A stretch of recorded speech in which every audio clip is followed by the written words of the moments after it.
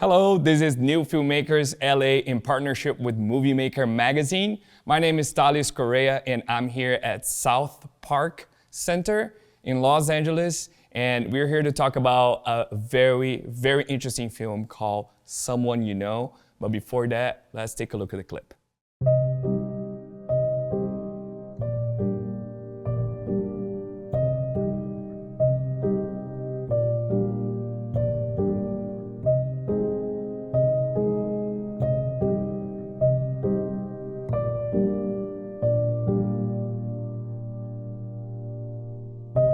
The ultrasound tech began to do the ultrasound, but then the images started to get blurry. I didn't even know that I was pregnant at that time because I took a plan B. They got it for me on the black market and I just took it. His brain had not developed properly. He wasn't going to live.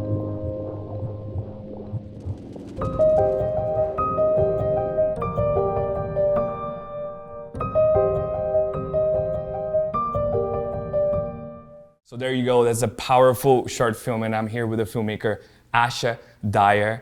Thanks so much for coming here. Thanks for having me. Yeah, your film is really powerful and is really interesting.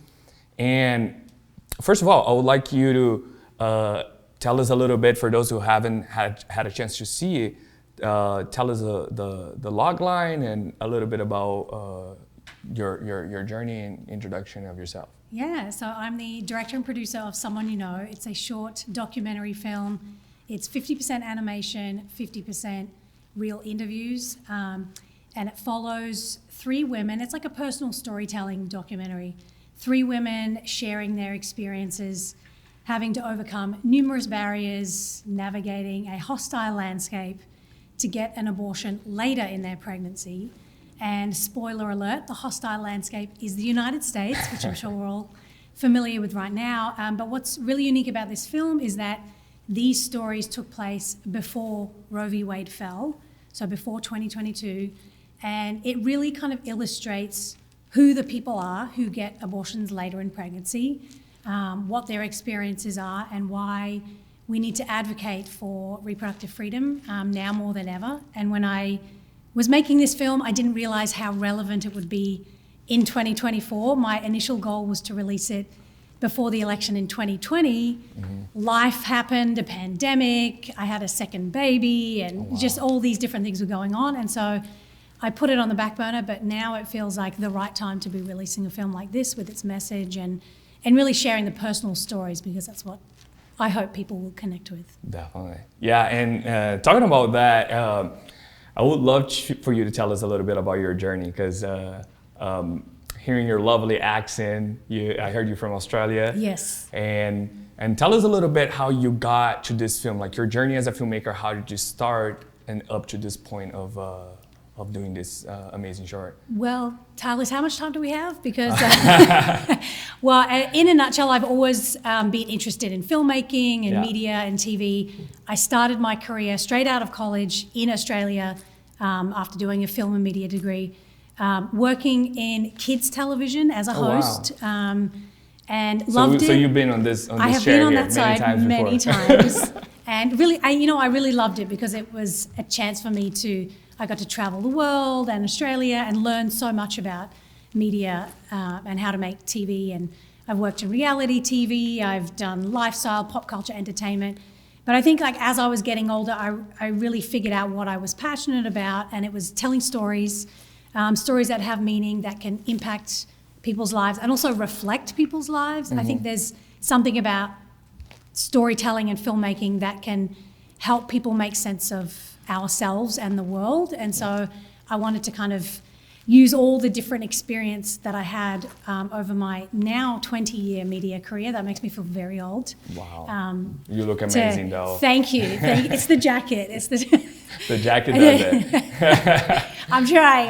No. You know, it's hard out here. But yeah, so I just wanted to, kind of bring in all that experience and all my passions together on film to tell people's stories in a way that other people feel seen and heard for a range of different topics. So that's a very, very brief encapsulation of my filmmaking journey so far, and I'm still on it. This was my first film that I made by myself. I've worked on numerous other films with other teams and other directors and other people, but this was the first project that I did. I was in charge of everything. It was a great experience, and I'm glad As a director, you mean? Yes, as a director and producer, and making all the creative decisions, and that can be a little scary, but it's also liberating as well. And it's interesting because you said you're working on kids show, right? Yeah. And then your first directorial debut project, you do something about abortion. Yeah. That's very interesting. What was the inspiration for you to take make that film? Yeah, that subject matter and like how was that process for you, like to get to the making that film? Yeah, it was a big leap going from, I used to be a host on the Disney Channel in Australia and New Zealand, and now I made a short documentary about abortion. So the short story, or the abbreviated version, is that I grew up in a very conservative evangelical background. In Australia, it is a little bit different to the United States. It's not as political. But when I moved here in 2009 to further my career, I started going to an evangelical church and learned very quickly how political it was. And there were two issues that were very, very big, and I guess still are, in the conservative evangelical world. It's abortion and equal marriage. And so for me, it was really fascinating, but also confusing, seeing all these people say, we're against abortion, standing on the stage and the pulpit, saying all these things, but then behind closed doors and in secret, there are many people in churches who still go and get abortions and still need abortions and still need that healthcare, and they know exactly which clinics to go to, but they keep it a secret because they feel so much shame. And so eventually, after leaving that world in my 30s, there was just something about it that I wanted to dig into, and like, why are these women making these decisions? Why are they so scared of sharing their truth? And a lot of the times in these churches, it was only men speaking about abortion. So of course there was no space for women to share their complex experiences and without being judged.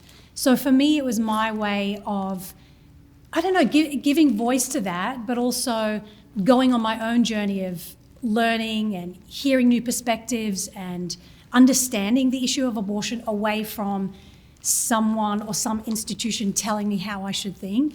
And so that's kind of what this film is about. It's not a political film. It's not telling you what you should believe. It's here are three people's stories. Here are all the different nuances that have happened. They're ordinary women.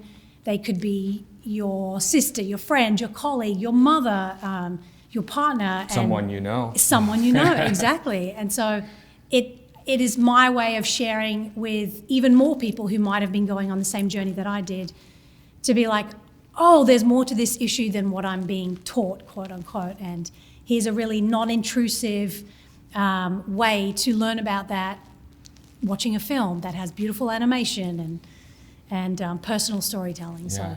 So that's why I think films like yours is very important to bring that perspective of someone who's been through that instead of like ideology per se, but like, and you did it really well because you go really deep inside the character story, the real people stories, right? Yeah. And then it's very important for us to really see what people are actually going through instead of like what I'm hearing on the news or political debate. Exactly. Like, oh, you should do this, you do that. But like sometimes if you're not close to the situation, you are under those assumptions. But that's why films like yours is really important, because then you see someone vocalizing their own experience. Yeah. And you did it really well, because it wasn't just personal, but also there was like an artistic touch, like you mentioned, the animations. Yeah. It was really delightful to watch, because you're hearing this experience that it could be tough of someone that is going through, but then and then we come some animation to to the screen, and it makes it not just artistic but engaging to watch, in my opinion. Thank you. Thank you. And let's talk about that. Now that you said that you work at Disney, like I'm connecting the dots here. I'm not sure. I hadn't even thought of that, but right? Because like, and then you do your short film with a strong important subject, and then you had animation, and maybe it has to do with your background, but what or your creative mind as a director. But tell me how you got to that decision to make the animation part of your documentary, and highlighting what I heard about the Brazilian filmmakers that were behind that. Yes. This is the first time I've worked with animation, and we had started, my team and I had started doing the interviews in 2020. Okay. This is during the pandemic, and the film was supposed to look and feel a little bit different. Like I said, it was going to be released before the 2020 election. It was probably going to be more of a PSA than a documentary. And so what we had to do, because there were restrictions on filming, we sent iPhones and a ring light and a lapel mic. We shipped it out to all the storytellers across the country, and we interviewed them on Zoom. So we set up the Zoom, and they had set up the camera like this, like, in their home or in their office, wherever they were filming. And we interviewed them instead of, face-to-face, because that was just the restrictions. So we had these interviews that were really great, but it was just one static shot. We couldn't go and film B-roll. So then I had to think, okay, well, how are we going to make, when the film eventually didn't get released before the 2020 election, I had more time to raise more money, think about what the stories are, what do I want the film to look like. And I didn't really want to do reenactments. It's such a sensitive topic, like you said. It's one of those things that it's hard to recreate going into a doctor's office or bleeding out in a parking lot, which one of the women was at one point in her story. So I thought, what about using animation? Because there's so many different things you can do with animation. You can make it look very realistic, a woman walking into a hospital, or you can do something really avant-garde, which we did as well. Colors and shapes to signify emotions and anger and all of those things. So I thought, yes, let's do animation. This is going to be great. Little did I realize how expensive animation is and how time-consuming, like it takes a long time to create the scenes depending on what style you use. But honestly, it was the most wonderful experience for me as a creative, learning what animation is, how you create it. And I was searching for animators online because I knew that I wanted a very specific style of storytelling, and I wanted someone who understood the subject matter, who would do the stories justice. And I found a woman named Marcita, and she's based in Brazil. Oh, wow. And she works with two other animators, Flavia and Marina, and they're also based in Brazil. So it was an all-woman team. And they did digital animation as well as hand-drawn sketches. Oh, wow. So they created a storyboard for roughly 12 minutes of animation in a 20-minute short film. And that's a lot. I mean, it takes a lot of time to make, just even 10 seconds of animation. So 12 minutes is a lot.